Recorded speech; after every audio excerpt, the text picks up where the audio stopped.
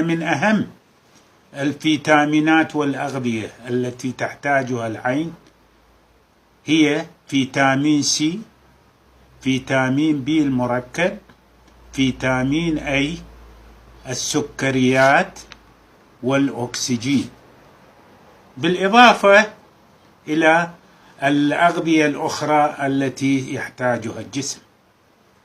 بس هذه أشياء مهمة، وين نلقيها وشون تشتغل وإلمن تفيد.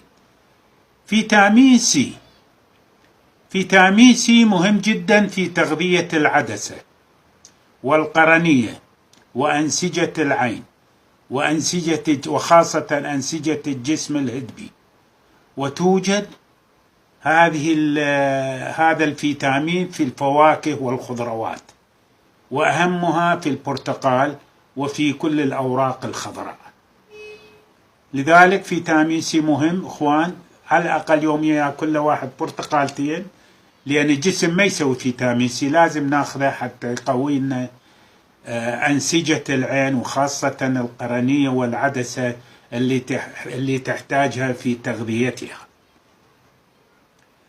فيتامين بي المركب مهم جدا لأعصاب العين وللجزء المبصر من الدماغ في تقويته وجعل الإبصار قويا. فيتامين بي المركب، هذا الفيتامين خاصة بي 12 يقوي الهيموغلوبين والكريات الحمراء اللي تنقل الغذاء إلى جميع أنسجة وأجزاء العين. فيتامين بي المركب موجود في الخبز الأسمر، موجود بالأسماك. إذا زنقين أكل سلمون، وإذا حالتك متوسطة أو قليلة أكل بلطي، هم رخيص. هذا فيتامين بي المركب. بي 1 وبي 6 مهمة جدا لتغذية الأعصاب وتقوية أنسجة العين. فيتامين أي، فيتامين أي مهم. فيتامين أي موجود بالجزر، الجزر هذا موجود بالسوق ورخيص. إذا تقول ما أقدر أكسر أسنوني تأذيني، برشة وخليه في فد كوب وخلي عليه شكر أو عسل وخوطه وكله. مهم جدا في تقوية الشبكية والخلايا السطحية. الجزر مهم، البرتقال مهم، الخبز الأسمر مهم. السكريات ما نحتاج إلا تمر، خاصة للمصابين بداء السكر، فد 3 تمرات إلى 5 تمرات مو أكثر يوميا. هاي بيها كل المعادن، بيها كل الأشياء اللي يحتاجها الجسم. القرآن قال بيها: هزي بجذع النخلة تساقط عليك رطبا. هذا يعني إذا هي حامل وتاكل التمر، هذا بكل الفيتامينات.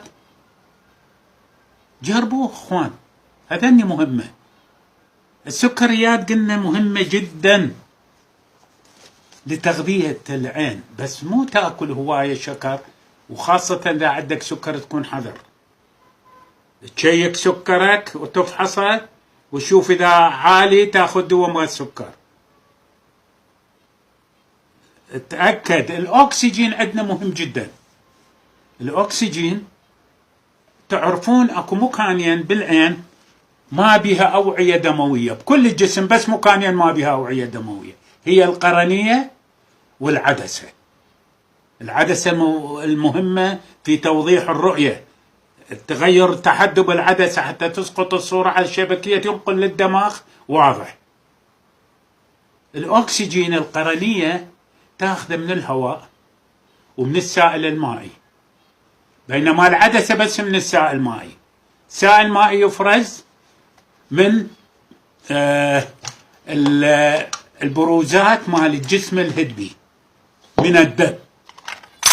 هذه هي العدسة محدبة الوجهين، موجودة خلف القزحية، وهذا هو الجسم الهدبي القهوائي اللي بروزاته تفرز السائل المائي اللي تغذي القرنية وتغذي العدسة.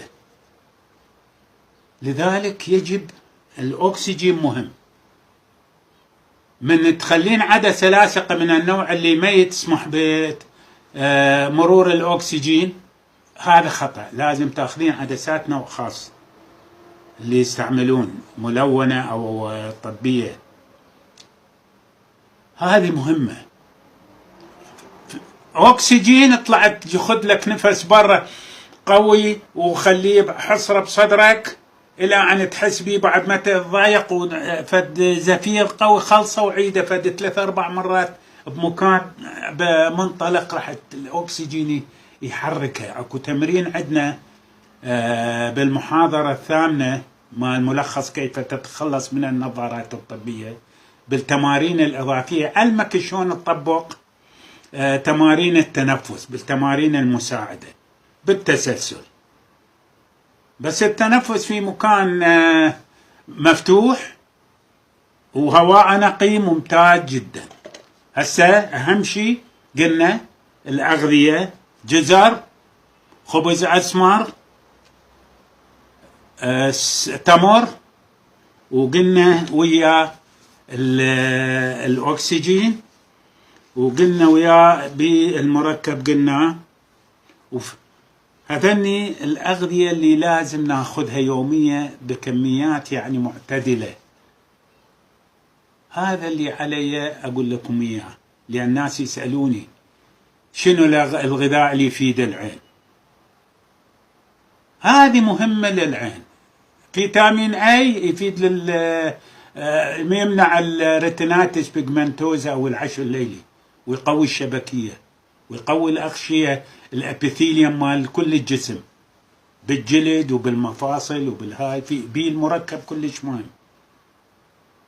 اخواني هذه اللي علي أنا سويته، وإن شاء الله استفاديتوا منه.